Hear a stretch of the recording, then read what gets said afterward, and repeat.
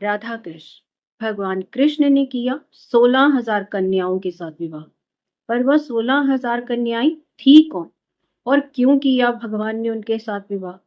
कुछ लोग जो भगवान का 16,000 कन्याओं के साथ विवाह के कारण मजाक भी उड़ाती हैं, क्योंकि ना तो उन्हें भगवान कृष्ण की ताकत का पता है और ना ही उन 16,000 कन्याओं का पता है कि आखिर वह थी कौन। तो आइए आज जानते हैं कौन थी वो 16,000 कन्याएं जिनके साथ भगवान कृष्ण ने विवाह किया था। एक बार भगवान कृष्ण द्वारिका में राजसभा में बैठे हुए थे।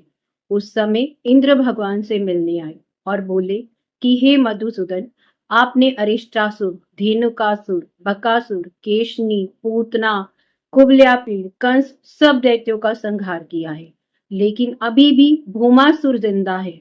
वह प्रयाग ज्योतिषपुर में बैठा हुआ है और सब देवताओं को, सब ऋषि संतों को दुखी कर रहा है। उसने 16,000 राजकन्याओं को जबरदस्ती अपने अंतःपुर में बंदी बना के रखा है। पर ये 16,000 कन्याएं ही क्यों? 16,000 कन्याएं थी वह ऋषि, वह संत, वो मंत्र और वेद जो भगवान के साथ अपना संबंध स्थापित करना चाहते थे।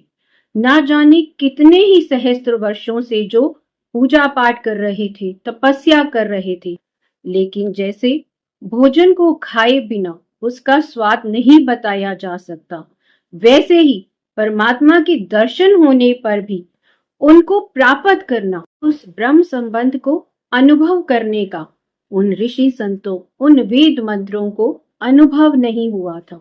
बस इसीलिए तो वो धरती पर आई थी कि भगवान के साथ वह अपना ब्रह्म संबंध स्थापित कर सके और प्रभु को पाकर प्रभु में लीन हो सके। भौमासुर का संकल्प था कि वह 1,00,000 कन्याएं जब इकट्ठी हो जाएंगी तो एक साथ उनके साथ विवाह करेगा। यह राजकन्याएं वेद, मंत्र, ऋषि मुनि ही तो थे जिन्हें उसने कैद कर रखा था। लेकिन भगवान ने भौमासुर की उस राजधानी पर आक्रमण किया और उसका वध किया। राजकन्याओं को कैद से छुड़वाया। राजकन्याओं का संसार में कोई नहीं था, कोई भी उनके साथ विवाह करने को तैयार नहीं होता। अब ये प्रभु की लीला कहीं या उनकी तपस्या का फल, क्योंकि भौमासुर की कैद में रह चुकी कन्याओं को सभी तिरस्कृत कर रहे थे। और जब मनुष्य अकेला पड़ जाता है, सोचता है अब संसार में मेरा कोई नहीं है, तो उसे भगवान के अलावा कोई और रास्ता दिखाई भी नहीं देता। वह भगवान की शरण में ही तो जाता है और भगवान अपने भक्तों का दुख जरूर दूर करते हैं। वह उन्हें कभी दुखी नहीं रहने देते। प्रभु आकर अपने भक्तों का पाप और ताप हर ही लेते हैं। बस उन्हें पुकारने की आवश्यकता है। जब ये 16,000 राजकुमारियां निराधार होकर भगवान श्री कृष्ण की शरण में आती हैं, तब भगवान निश्चय करते हैं, मैं इन राजकन्याओं के साथ विवाह करूंगा। परमात्मा ने कृष्ण अवतार में निश्चय किया था कि राम अवतार में मैं मर्यादा में बंधा था, किंतु अब चाहे कुछ भी हो, जो इनके लिए उचित है मैं वही करूंगा। भगवान श्री कृष्ण महायोगेश्वर हैं। उनकी ऐश्वर्य शक्ति ने 16,000 मंडप खड़े कर दिए, 16,000 राजमहल तैयार किए गए।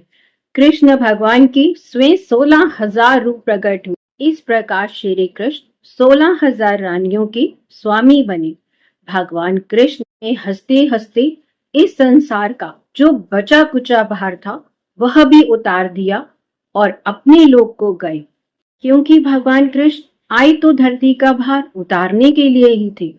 फिर चाहे वह राक्षस हो, दैत्य हो, यदुवंशी हो या कोई भी हो, भगवान ने सबको सद्गति देकर पृथ्वी का भार उतार दिया। राधा कृष्ण, राधा कृष्ण।